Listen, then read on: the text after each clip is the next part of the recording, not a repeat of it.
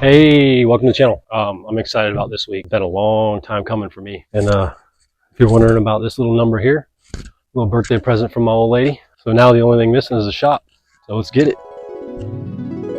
So if you follow the channel at all, you know I do a lot of my work on my garage floor. Building more complicated pieces like doors and drawers is very difficult in my current setup. So I want to create a more functional, organized, and efficient layout. By doing that, there's four main issues I want to address in this new shop. The first one being I want a dedicated miter station with a stop block, which will give me the ability to make repeatable and accurate cuts. So secondly, I want a very large table and work area, something that I'm going to incorporate my table saw into so I can make large cuts safely and incorporate a table saw sled. I also want a French cleat wall to organize my tools better. I'm tired of not being able to find tools I'm looking for, not being organized, and not having things readily available to me when I need them.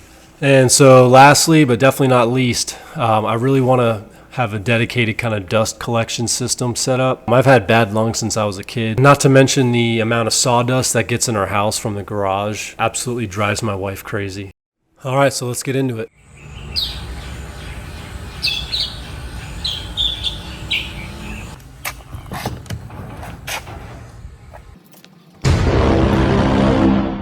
So the first order of business was to get this shed cleaned out and have a nice clean slate to work with. I want this to be my miter table over here so I can fit long pieces of wood. And then I want to have a roll out table saw so I can roll it out here and use it outside.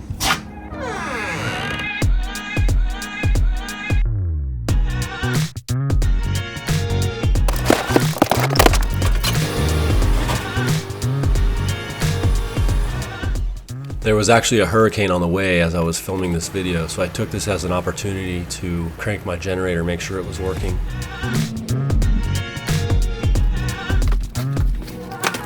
So I had set up this pegboard to try and organize my tools, but pegboards are the worst. And the main issue with these is the hooks are always falling out, and you really can't hang heavy stuff on them.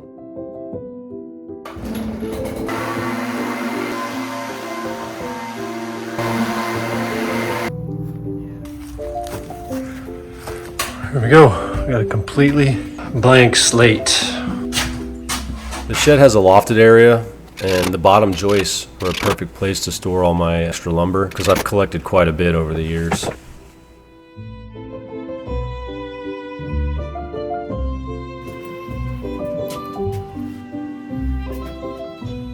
All right, so now on to my miter station. I was fortunate enough to snag this beauty. It was a display model. They had it for 75% off. I mean, this is my dream saw, and I absolutely stole this thing. I would say it was square out of the box, but it didn't come with a box.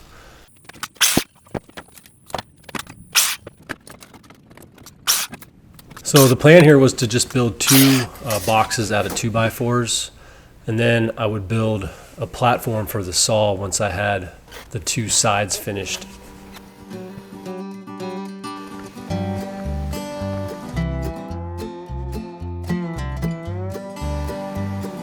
For the inside pieces, I used pocket screws.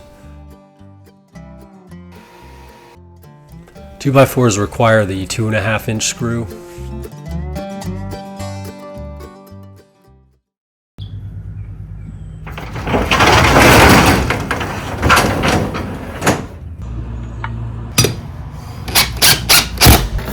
Ooh, that's nice.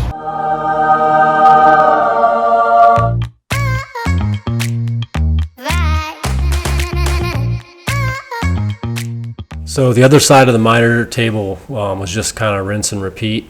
I did make this side longer because I wanted to be able to fit 8-foot pieces on this section, and even longer than that because there's nothing on the other side of it, so I can actually fit like a 12-foot board if I wanted to. I did decide to keep a small section of pegboard for drills, things like that. I use one of these Harbor Freight little bin thingies for screw storage. So I'm trying to decide my dimensions on the table saw size. I want at least 4 feet so I can lay a full sheet of plywood on top. And then if I need to, I'll make another table for like an outfeed table. So I decided to make the table just out of salvage materials that I had. I had these 4x posts from a fence that I removed. The only thing I actually purchased for this table was the plywood top. So for the skirt or apron, or I don't know what you call it, the long piece that holds the table together, I had these 2x8s just sitting in the shop. I decided to use them because I wanted this thing to be beefy.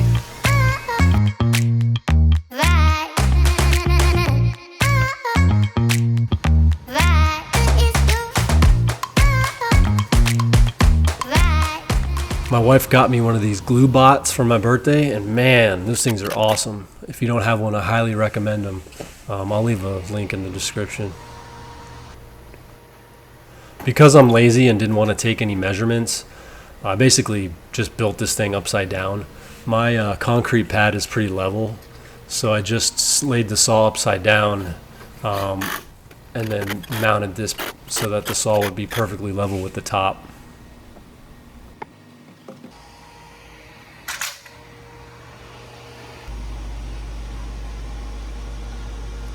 I took a little break from the build. The boys asked me if I'd help them make a modification to the treehouse.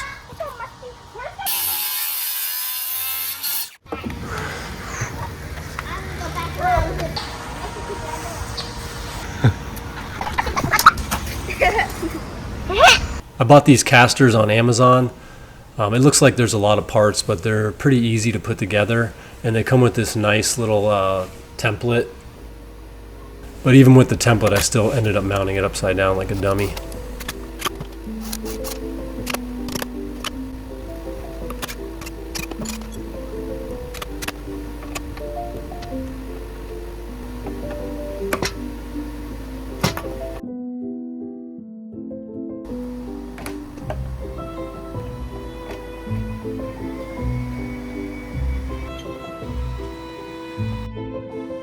I built the table saw table to the exact same height as the miter saw table, and that way I could have one large work surface if I needed it.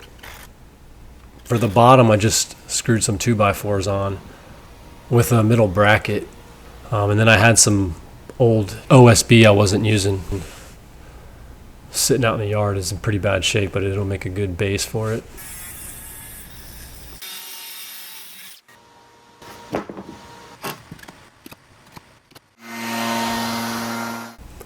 I built a small base out of 2x4s for the back of the table saw. For the top, the cheapest plywood I could find was around $28. It was, I think, a little bit over ½ inch. I don't know what size they call that, 22 by 30, whatever, I don't know. But it had a nice flat surface on one side, so it was good enough for me. So in my quest to reduce the amount of dust that's going to be in the shop, I wanted the ability to move the entire table saw table outside, and to do that I needed a ramp, so I just used some joist hangers with some pressure treated 2x4s and a piece of ½ inch plywood. It was here that I realized I had my front casters mounted the wrong way, so I just flipped them around the other way.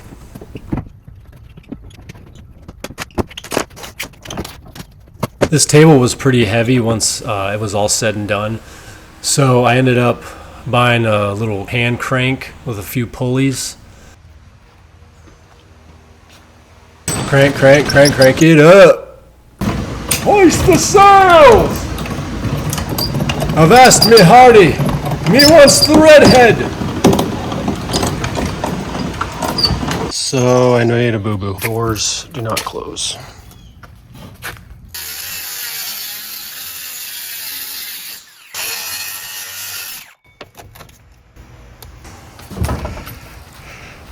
All right, back in business.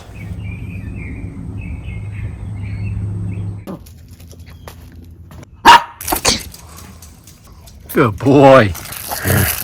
Dogritos. I placed the top exactly where I wanted it and then just scribed where the table saw would be.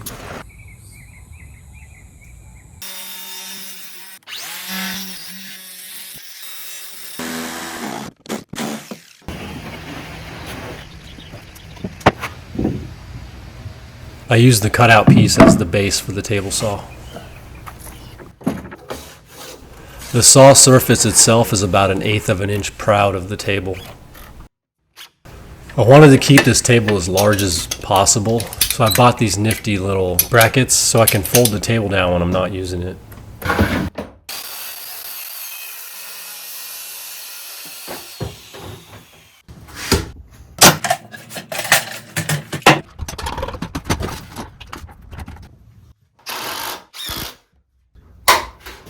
Ah, nice. Perfect. So unfortunately with this saw, the farthest I can go is 18 inches. So I can't cut a full 4x8 sheet of plywood in half. I still got to use a track saw for that.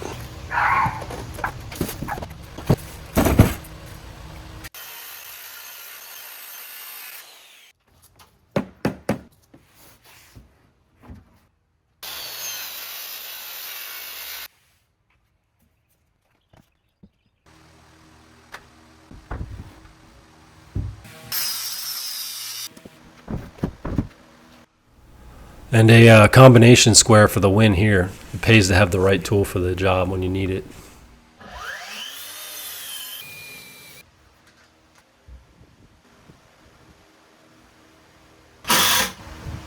In order to extend the slide all the way on the saw, I actually have to open the window. But honestly, that's fine because it does help with dust. And like I did with the table saw, I did leave the miter saw about 1/8 of an inch proud of the table so that there wouldn't be any issues with rubbing. And I may actually eventually put a fan in the window to really help remove dust. I built a bracket with 2x4s so the saw will always go back into the exact same place. I bought some T-track and a 1/4 inch router bit on Amazon. To be honest, this was my first time ever using a router this way. So I was a little nervous about it. I was a little leery about using this cheap Amazon bit, but it ended up working out really well. The depth on the T-track was about, I think, 3/8 of an inch, but I still made 2 passes just to be safe.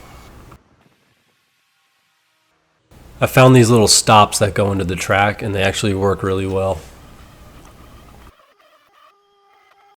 I'm really excited about the ability to make, repeatable cuts. And then it was on to the top. I started sanding at 100 and then moved my way to 220. I used this oil-based polyurethane just because I had it, but it actually ended up working out pretty well. But this stuff takes like a day to cure, and it doesn't smell great either.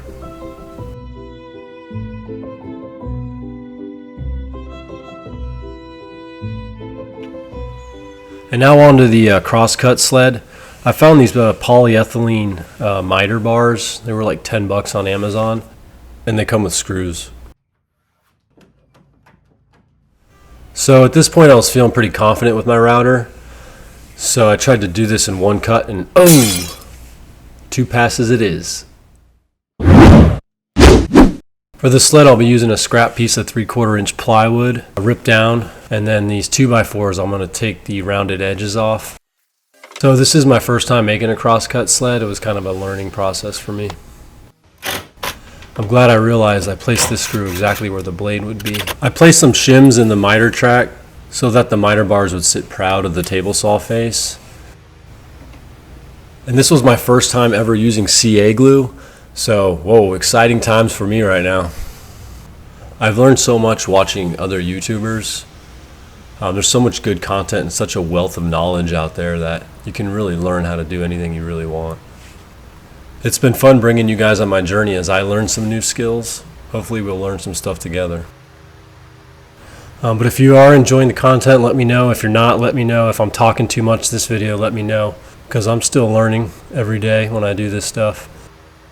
But if you are enjoying it, like and subscribe. I appreciate it.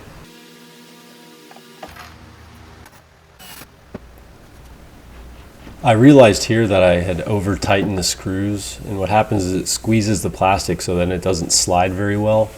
So I went back and loosened the screws, and it works fine now. And for your viewing pleasure, the most satisfying part. Oh baby. So this is the most important part here. You want to make sure that your back handle is completely square with the blade. I softened all the hard corners so that this thing is nice and silky smooth.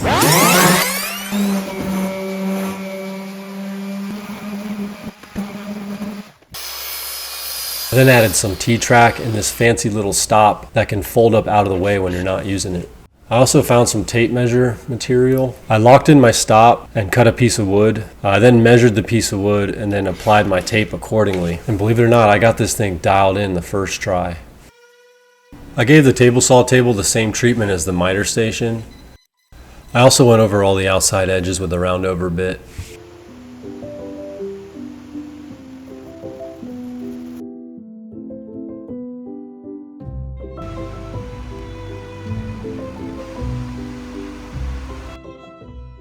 Now it's time to get organized. Don't be a dummy like me and try to cut metal by hand. I'm building a wood rack above the miter saw so that it's easily accessible. I got these storage bins for now, but eventually I'd like to build drawers and cabinets under here. Started the French cleat wall with a piece of 1/4 inch underlayment. It's actually more like 5mm, so that I had a flat base to mount my cleats to. And to keep this project on a budget, I'm building my cleats out of the cheapest plywood that Home Depot had. I think it was like $23 for a sheet of 1/2 inch. The underlayment was like $12. I ripped the plywood into 6-inch strips and then took the 6-inch strips and mitered them right down the middle for the cleats. And I can't tell you how nice it is having this full-size table saw. Cleats for days.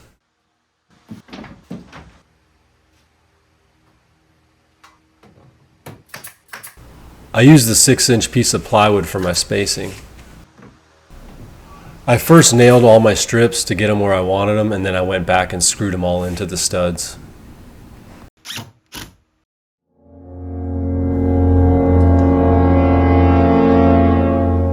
It was at this point that we started getting some outer bands from Hurricane Helen.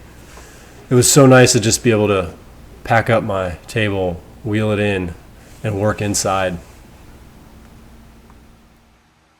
The nice thing about this cleat system is I can use a bunch of scrap wood to create customized tool holders for each tool.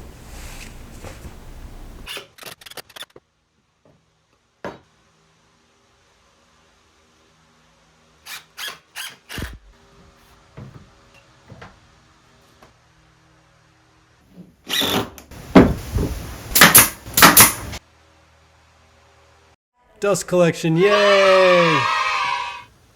I bought one of these Cyclone dust separators and it works really well. I connected it directly to the back of the miter saw. I found this nifty little foot pedal switch on Amazon that connects directly to the vacuum. Alright, let's see if it works.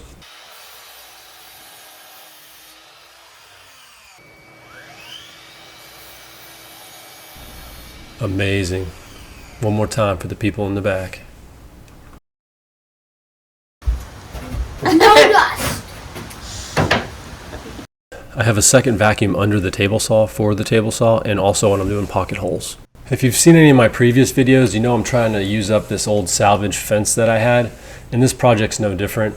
I'll be using this section of the fence as an accent wall for the back of the shop. This was a perfect opportunity to test out my new miter stop.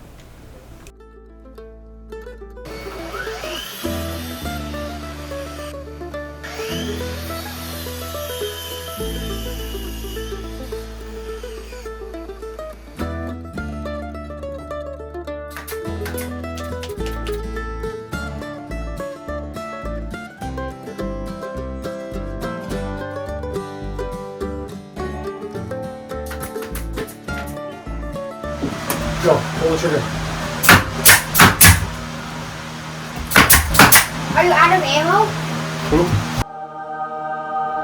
So to close this project out, I decided to build some shelves. I really wanted to test out my new setup. It really is nice just having everything so readily available. The real reason she bought me this apron was to keep wood glue off my nice clothes. It's amazing how much more efficient I can be when I have a proper shop. I was able to knock these shelves out in about 10 minutes flat.